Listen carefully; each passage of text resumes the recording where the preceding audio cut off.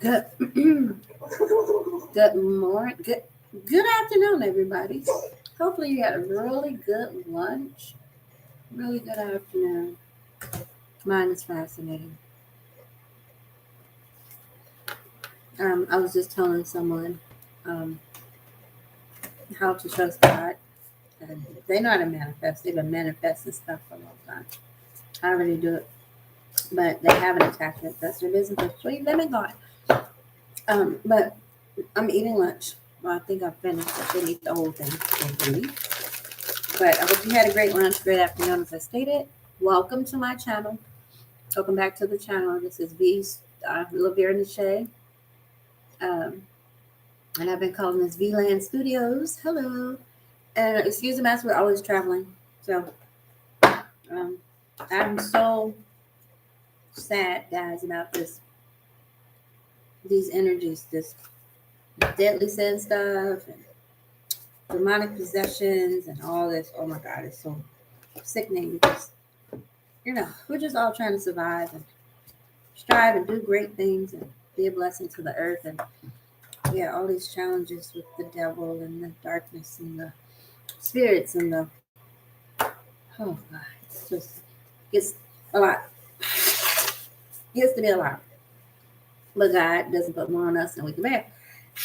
Then say you've never had love or relationships. Some of us have never. We think we have, but we haven't really experienced the fullness that God has for us in a relationship.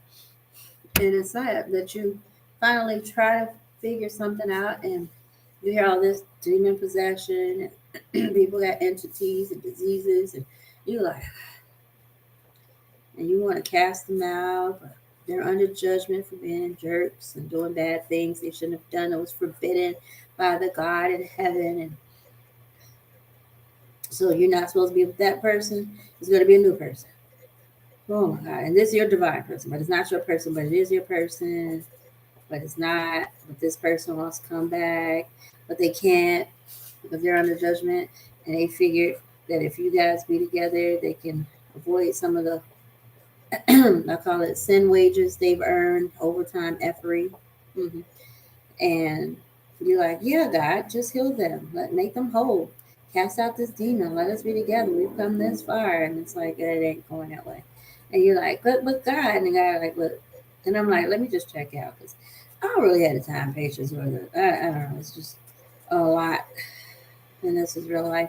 And a lot of people go through some of this stuff raw. They have no protection from God because they're out here on their own. And they're just existing. And I'm like, oh, I see why. It's really a job trying to keep yourself in line and hear God speak. And maybe you can't hear him speak because of maybe something you did in the past or some way you're conducting your business now. But there's good news. God is able to do all things but fail. And whatever he does, it is for our good. It's up to us to accept the gifts of God and the ways of the Lord and still stand up for yourself and do the right thing. And you don't want to hurt anybody, but you still got to stand up.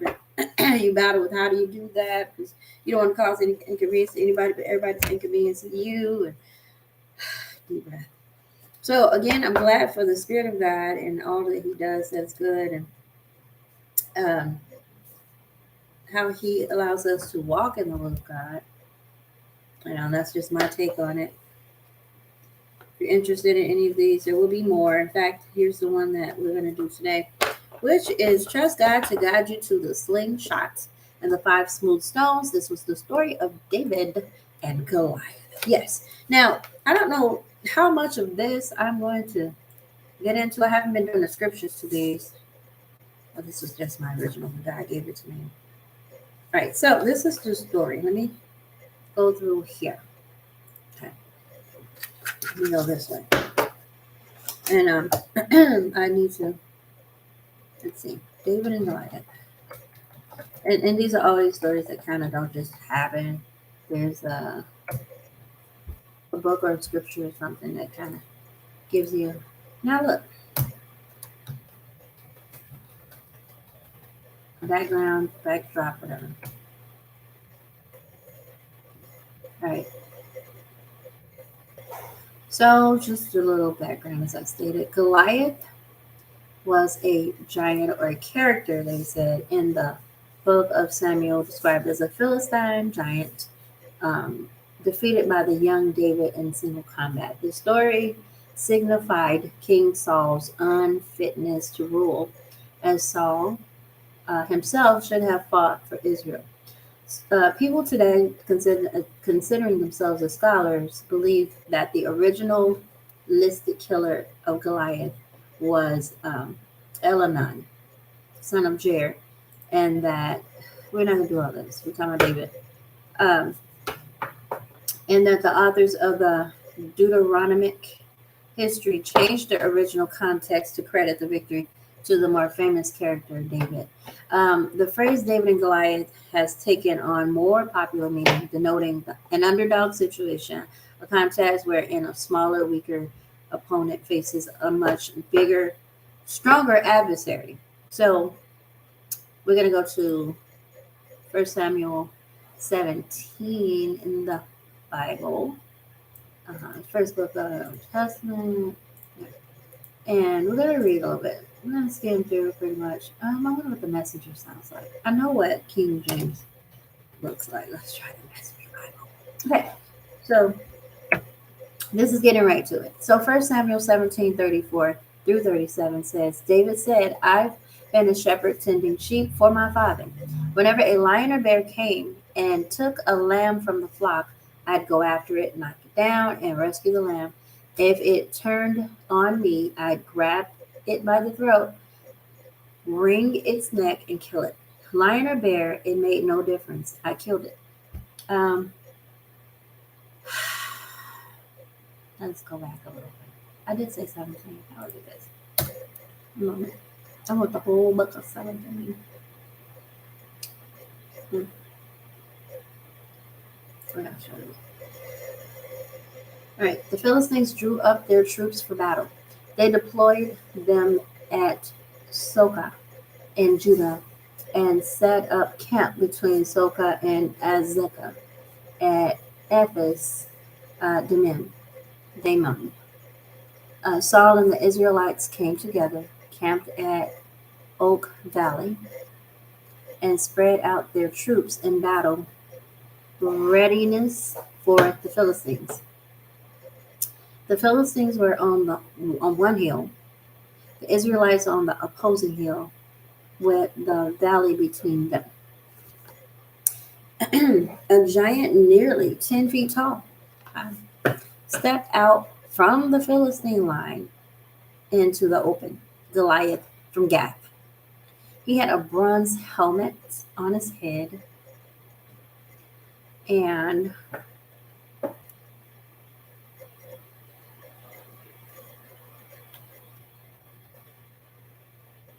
he had a bronze helmet on his head and was dressed in armor, 126 pounds of it.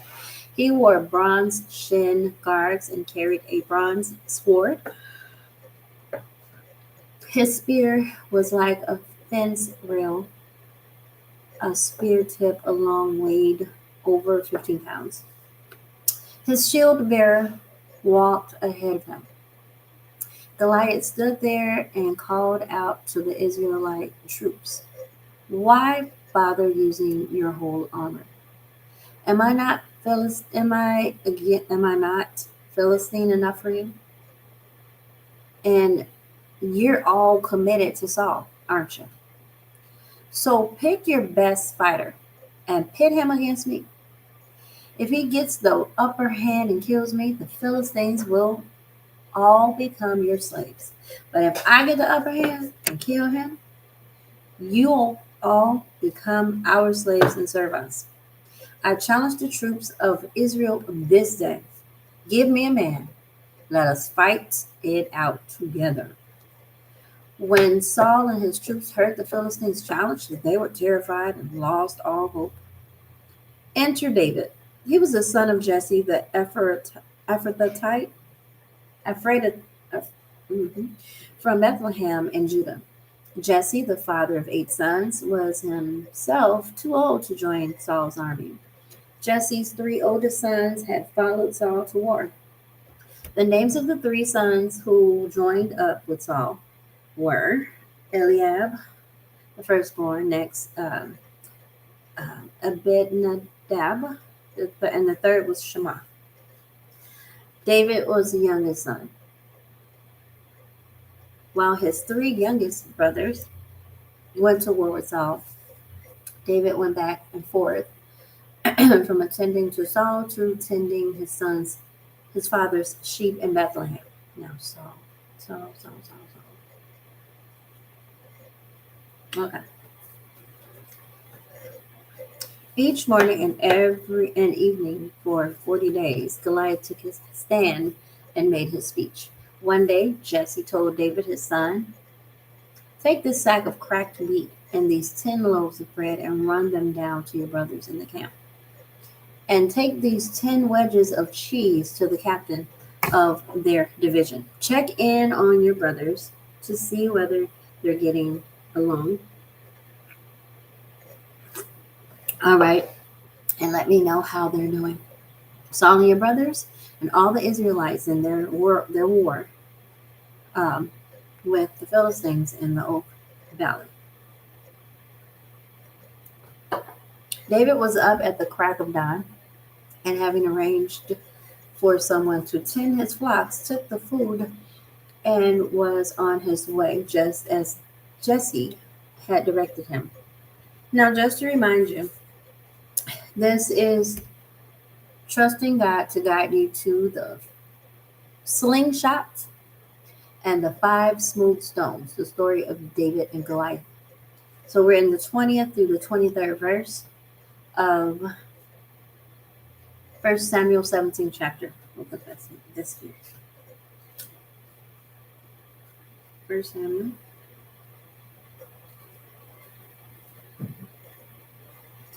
17 chapter. Yeah, we'll just do the whole thing. So we're at the 23rd verse. David was up at the crack of dawn, and having arranged for someone to tend his flock, took the food and was on his way, just as Jesse had directed him. He arrived at the camp just as the army was moving into the battle formation, shouting the war cry.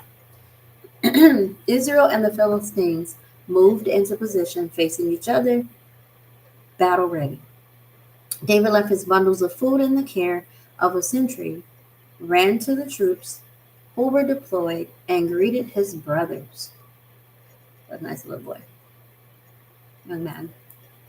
Okay, greeted his brothers.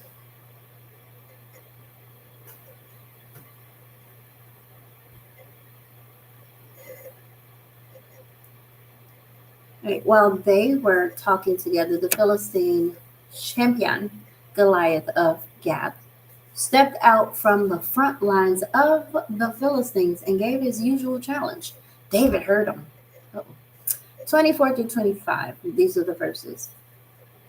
The Israelites, to a man, fell back the moment they saw the giant, totally frightened.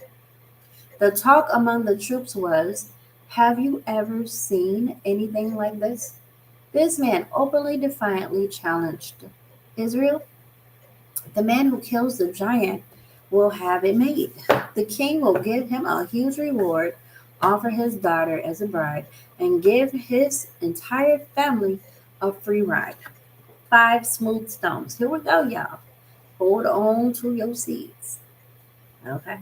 So David, who was talking to the men standing around, asked, "What's in it for the man who kills that Philistine and gets rid of this ugly blot on Israel's honor? Who does he think he is anyway? This uncircumcised Philistine taunting the armies of God alive." They told him what everyone was saying about what the king would do for the man who killed the Philistine. Eliab, his older brother, heard David fraternizing with the men and lost his temper. "What are you doing here? Why aren't you minding your own business, tending to that scrawny flock of sheep? I know what you're up to. You've come down here to see the sights, hoping for a ringside seat at a bloody battle." "What is it with you?" replied David. "All I did was ask a question. Ignoring his brother, he turned to someone else, asked the same question, and got the same answer as before. The things David was saying were picked up and reported to Saul. Saul sent for him. Master, said David, don't give up hope. I'm here to go and fight this Philistine. Saul answered David, you can't go and fight this Philistine. You're too young and inexperienced, and he's been at this fighting business since before you were born. David said, I've been a shepherd tending sheep for my father. Whenever a lion or bear came and took a lamb from the flock, I'd go after it, knock it down, and rescue the lamb. If it turned on me, I'd grab it by the neck, wring its neck, and kill it. Lion or bear, it made no difference. I killed it. And I'll do the same with this Philistine pig who is taunting the troops of God alive. God, who delivered me from the teeth of the lion and the claws of the bear, will deliver me from this Philistine. Saul said, go, and God help you. The bravery of this child, right? 38 and 39, these are verses. Then Saul outfitted David as a soldier in the army. He put his bronze helmet on his head and belted his sword on him over the armor. David tried to walk, but he could hardly budge. David told Saul, I can't even move with all of this stuff on me. I'm not used to this. And he took it off. He took it all off. Then David took his sheep's staff, selected 5 stones from the brook, and put them in the pocket of his shepherd's pack. And with his sling in his hand, approached Goliath. As the Philistines paced back and forth, his shield bearer in front of him, he noticed David. He took one look down on him and sneered. Remember, this was a little boy, a mere boy, apple-cheeked and peach-fuzzed. The Philistine ridiculed David. Am I a dog that you come after me with a stick? And he cursed him by his gods. Come on, said the Philistines. I'll make roadkill of you for the buzzards. I'll turn you into a nasty morsel for the field mice. David answered, you come at me with sword and spear and battle axe. I come at you in the name of God of the angels' army. Ooh, let me write that down. The God of angel armies. The God of angel armies. Wow, God. We're going to look into that. Of angel armies. See, people don't realize God got angels that forms armies. And that's where I'm at. But I need to tiptoe because you get a little cocky and comfortable. Think you can do what you want. And you be going after demons, talking about this is my soulmate. And God be like, get your life. That ain't for you. And you be like, but, God of angel armies, feel right there by your side. They ain't going to be on your side if you're up there. So let's just look into that later.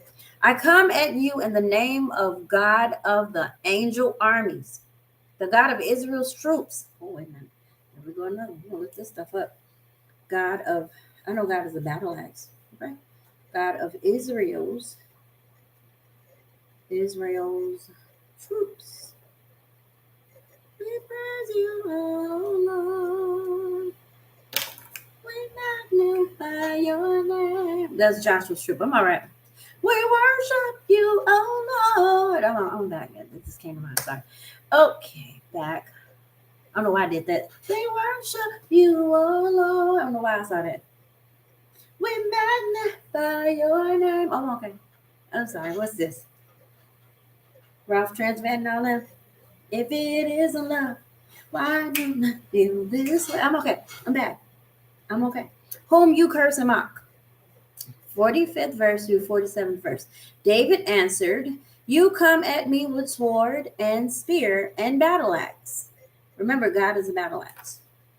I come at you in the name of God of the angel armies, the God of Israel's troops, whom you curse and mock. This very day, God is handing you over to me. I'm at I'm about to kill you, cut off your head, and serve up your body and the bodies of your Philistine buddies to the crowd, the crows and coyotes. The whole earth will know that there's an extraordinary God in Israel. And everyone gathered here will learn that God doesn't save by means of sword or spear. The battle belongs to God. He's handling you to us. He's handing you to us on a platter.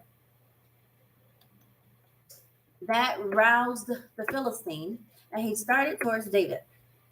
David took off from the front line, running towards the Philistine, and David reached into his pocket for a stone, slung it, and hit the Philistine hard in the forehead, embedding the stone deeply.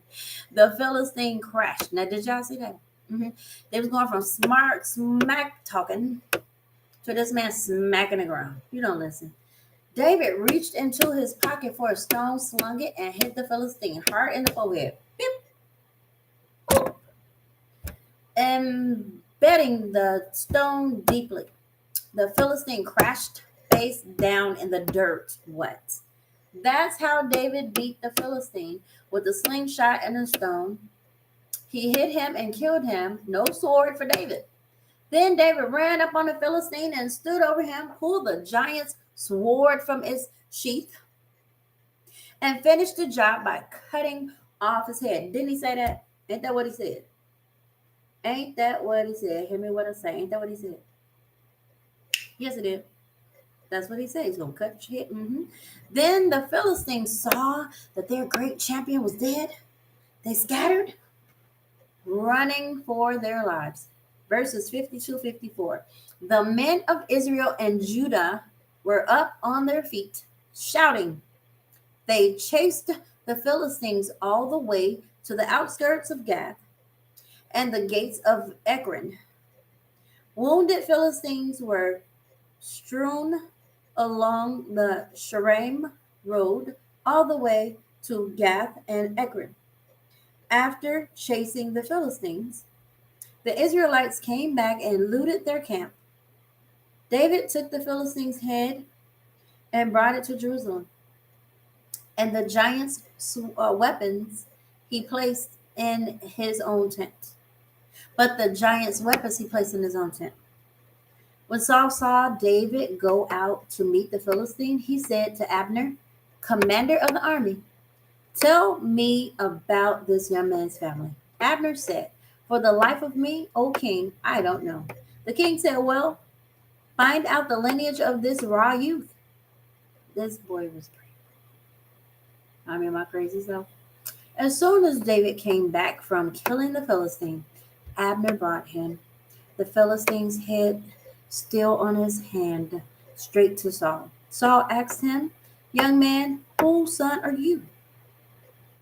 I'm the son of your servant Jesse, said David, the one who lives in Bethlehem. Now, oh Lord, have mercy, Jesus. I don't know, guys. I'm going through a lot right now. There's a lot going on, but I felt this insatiable need to come and tell you that you may be small in stature. You may not be pegged for many things, but that big mouth you got is going to lead you to 5 smooth rocks and a slingshot. And you're going to win a big old giant that was talking all that stuff about what he was going to do, forgetting that the God of angel armies and the God of Israel's troops still is alive. Oh, Lord. I enjoyed that. Now, if you read the King James Version, it's a little bit different, naturally. But that pretty much said it. And I'm sure there's some other details. But trust God to guide you to the slingshot and the 5 smooth stones in your life. This is a story, once again, of David and Goliath in 1st 17th chapter. So this giant basically was operating pretty much from, I'm going to say, pride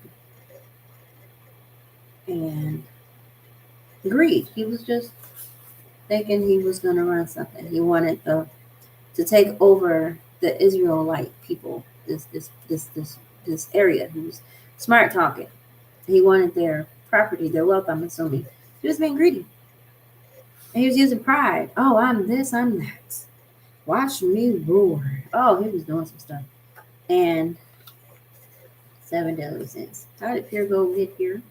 How did spirit of somebody come? But 7 deadly sins. Yeah, pure gold, fruits of the spirit, they're all mixed up.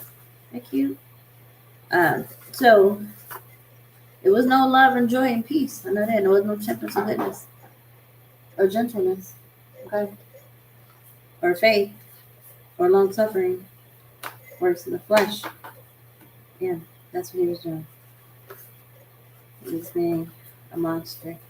So I pray that very short. I've talked more, but I think that's it all. I pray that God keeps us and watches over us as we rest and go through our day. We acknowledge Him and know that He's God. God alone does all things with Him, and that we feel better. We're not feeling very well for whatever reason. Just not. There's a lot going on. Okay? And we're doing our best to stay up without any help except God. I guess you might want to challenge that I wrote. God is my only source. Cute. 3, 4, 5, 6, and 7. There we go. Yeah. Okay. Fruits of the Spirit.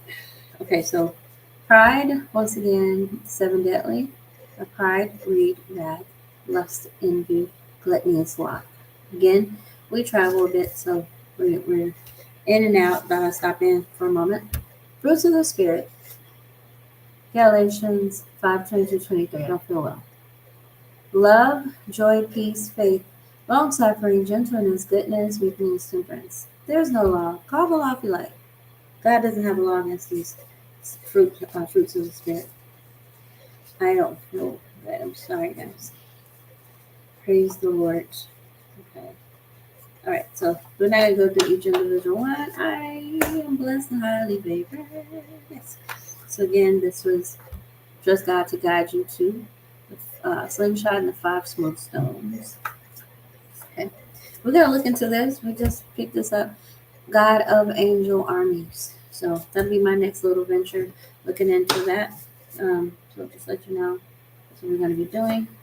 But just know that God is able to give you a testimony and be brave and bold in your declaration of standing up for God when someone or something, wisely stand up for God when there is someone or something coming solely against God and you represent Him. Okay. He said, if you die for me, if you acknowledge me, I will acknowledge you. Okay. If you acknowledge me, I will acknowledge you. I can't even get it out. Excuse me. Oh. God is good. So these are the 7 virtues. Right. I do not. But I'm going to keep going. Hold on. Okay, so this is God's love. Okay, this can go up here. Yeah. Alright. So make some lines. So we're going to still get back into the 10 Commandments when we get time. This in.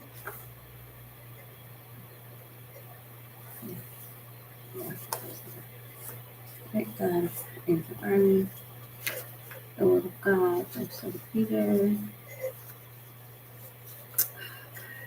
Guys, I'm so you want to lay down, you want to keep going. Because I want to do this. Okay, virtues, there we go. 7. Oh, can't keep my eyes open. Right. Genuine love, pure faith. This is for Natalie Wood. I don't know how I picked her up. Samuel L. Jackson, Sammy Davis Jr. Samuel Jackson keeps coming up. Yeah, that's weird. How is Samuel L. Jackson connected to that?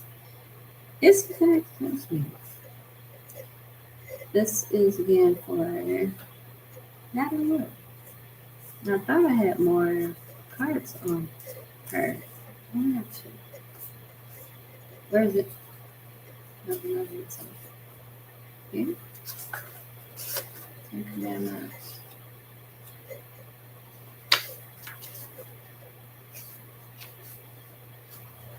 Saturday song, Heavenly Virtues. Let's go with this. God is love. Missing something. Yeah. Oh, there we go. That is something else.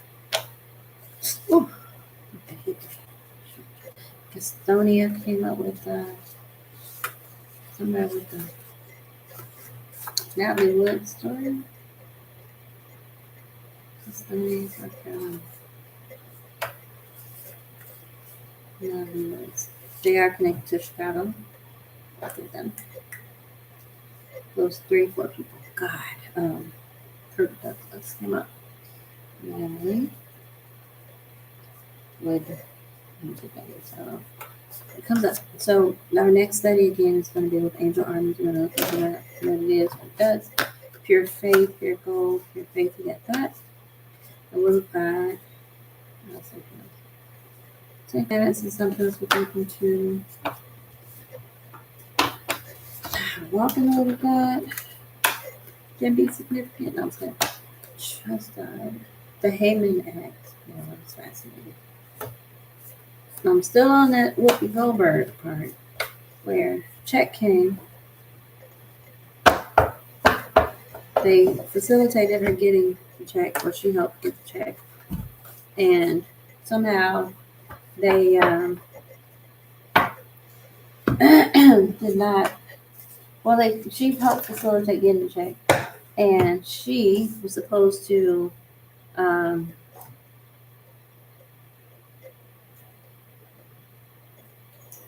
give it to the nuns at some point. She decided there was a lot of money. She wanted to be a guest nun. Yes. And decided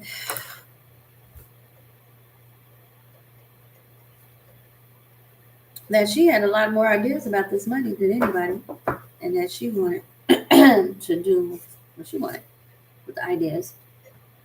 And Patrick Swayze had to remind her, this is not about you. And she let it go with the curse because she had actually attached herself to it, which is understandable.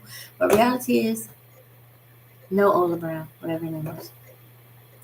No. Her name ain't Rita Miller or nothing. Characters and ghosts. I say ghosts instead of Ghostbusters. Boy, that's such an old moment. These people are past. Jesus.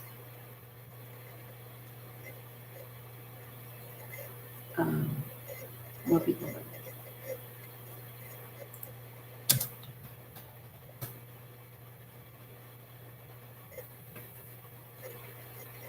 Okay, so plot overview. Patrick Swayze, Margaret. Oh.